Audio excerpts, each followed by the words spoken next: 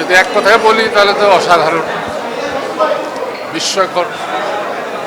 এবং বাংলাদেশে যে এরকম মানের চলচ্চিত্র হতে পারে এই ধারণার বাইরে, মানে আমি আপ্লুত, মানে আর কি বলবো, আবিষ্ট। পুরোনো সময় 2 ঘন্টার উপরে সময় কীভাবে পেরিয়ে গেছে বুঝতে পারি। আমার কাছে খুব ভালো লেগেছে, এর বেশি আর কিছু বলার নেই। প্রত্যেকটাকে অভিনয় করিয়েছে সে যথাযথভাবে, এবং কিছু কিছু চরিত্র আছে যেগুলো আমরা প্যাকেজ নাটকে দেখি, সেসব অভিনেতা এখানে অভিনয় করেছেন, তাদের যে অভিনয় প্রতিভা অরিজিনাল কী আছে সেটা আমরা এখানে বুঝতে পেরেছি। মানে এই ক্যারিশমাটা কিন্তু ডিরেক্টরের।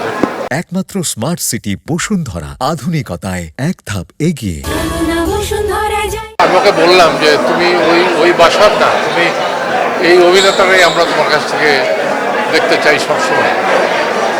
আর সোহেল মণ্ডল তো সবসময় ভালো করে, বাসারও ভালো করে, কিন্তু এখানে সবার আসল যে প্রতিভা সেটা ফুটে উঠেছে।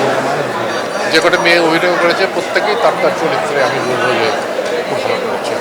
আর ডিরেক্টরের চিন্তা ভাবনাটা মানে সবচেয়ে অসাধারণ হয়েছে, যে চিন্তাটা, যে মানে এই যে বনলতা সেনকে নিয়ে কত যে গবেষণা হয়েছে, কে গবেষণা, কে এই বনলতা সেন, এত কিছু থাকতে হওয়া নাটোরের বনলতা কেন, সেই কোথায় মালয় সাগর, কোথায় বিম্বিসার, কোথায় কি, কোথায়, মানে সেখান থেকে নাটোরের বনলতা সেন।